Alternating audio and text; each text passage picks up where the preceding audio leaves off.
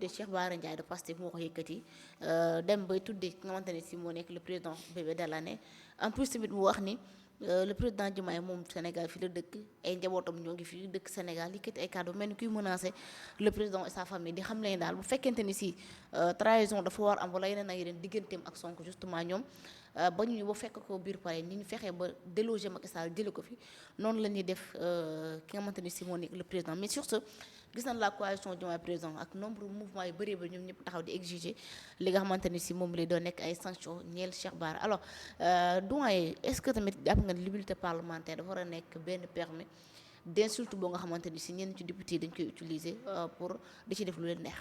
non juridiquement. il est couvert par la loi. juridiquement dara du ko ci fekk.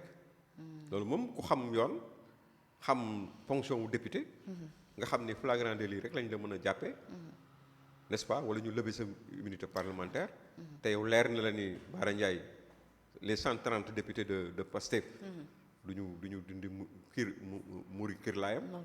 te it boole ci encore li nga xam ne moom moo maanaam sóoratu bi. mooy que ni ci biir session la koy waxee. ci tribune assemblée la taxaw wax li muy wax noonu. la loi le couvre. Okay. Mais est-ce à dire que cet individu bi nga xam ni doomu aadama yi au-delà de la fonction de député qu'il assume dañ ko présenté comme doomu daara. Vraiment. koo xam ni dafa am kër gu mu bokk askan bu mu xam ni xaw ma ca la bokk xaw ma bokk ca waaye daal jiiñ nañu ko ni ca la bokk. nee nañu foofu la bokk man ci li ma dégg. nee nañu kër Serigne Darou Assane Ndiaye la bokk. waaw am na ñuy wax loolu. radiyallahu taala anhu. mbëru Cheikh Ahmadou Bamba googu. ma jàpp ni nag. lu mel noonu day wax dëgg yàlla kenn waru ko séentu wax yu ñaaw yu jóge ci ku bokk ak Serigne Darou. kenn séentuwu ko ci ñoom. ah non la ñuy séentu ci ñoom mooy wax ju rafet joo xam ni. doomu aadama bu ko dégg. di nga ci am loo ci jàngat lu nga xam ne da nga koy téye mu servir la comme maanaam viatique ci sa dund waaye du wax yu ñaaw saa yoo ubbee sa gémmiñ taxaw ci diggu penc mi di waxal ay nit yoo xam ni sax amaana ñoom ñoo la waroon yaakaar ñoom ñoo waroon yaakaar ci yow dara wala ñoom ñoo waroon taxaw di la waxal yow nga war wëlbatiku ak li nga sàlloo yépp nga wëlbatiku nekk seen waxkatu ñaawteef ci penc mi. c'est grave ce qui se passe. loolu lu ñaaw la man en tant que mouride déjà metti na ma ci kanamu yàlla. parce que tamit ku xamul rek lu muy jàpp mooy kii nee nañu ci famille mouride la bokk dañu leen di wax ni ay cheikh famille yu ab cheikh la bañ nañ ko ba moom naan ko cheikh diw n'est-ce pas mu taxaw nag nangoo porter la gën a ñaaw ci combat politique. moom mu nangu ko porter. di sàllu ki nga xam ne tey moom la yàlla suñu borom azza wa jalla subhanahu wa taala ka mu tànnal Sénégal nga xam ni ku bëgg ni moom la ku bañ ni moom la fii ak juróomi at insha allahu taala nga taxaw nga xam ne même way juróom bi ko jur sax moom moo ko féete kaw ci état wu Sénégal nga taxaw di ko sàllu di ko ñàkk di ko jéem a ñàkkal fayda di ko wax yoo xam ni ku ko dégg reetaan wala nga am loo koy xarabe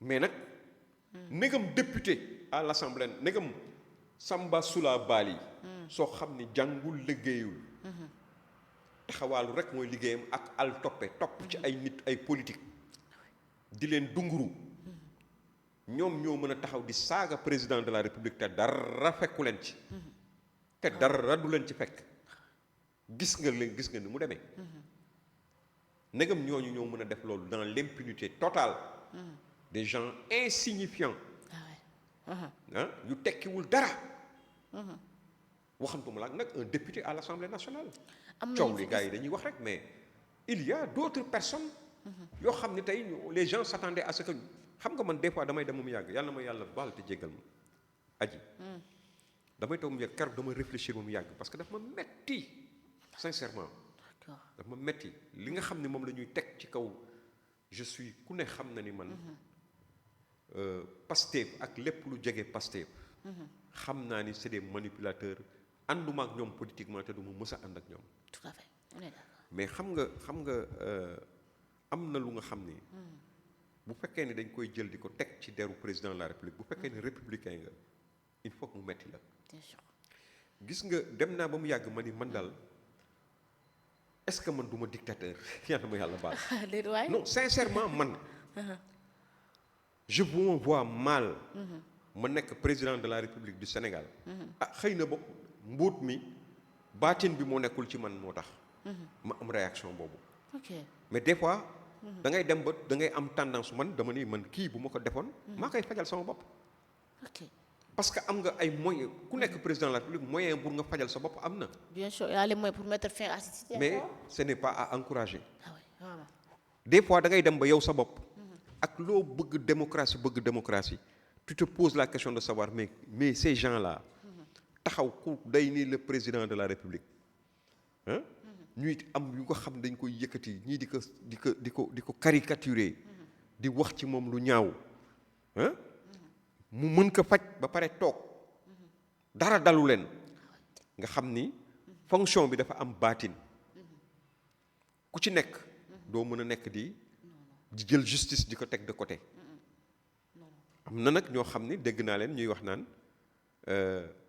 mu am décision de justice wala mu ñàkk am décision sur un dossier mu am décision de justice wala mu ñàkk décision de justice ñoom ils vont sévir parce que alalu réewu Sénégal la loolu nga xam ni daf lay wan ne la ñooñu ñoo ko mën a yem c'est des gens yu nga xam ni ordinaire ok n'est-ce pas yoo xam ni mbóot mi baatinu maanaam njiit nekkul ci ñoom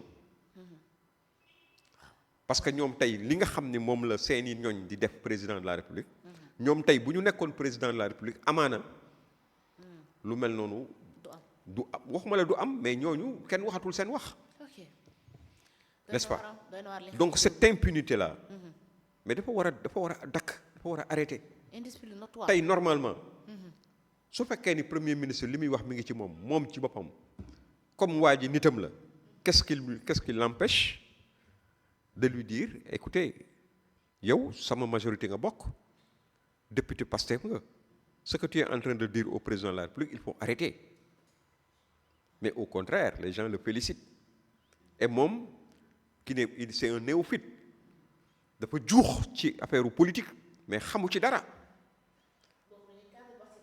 non xam nga dégg nañ ko fi muy conférence de presse. ak i làkk tubaabam. sur la dette cachée.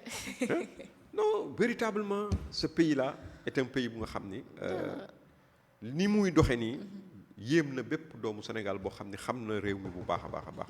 ak gëddaam ak taxawaayam. dëgg la voilà merci alors doyen leneen lu ñuy waxtaanee aussi bokk na ci te moom émission bi xaw naa gudd lool.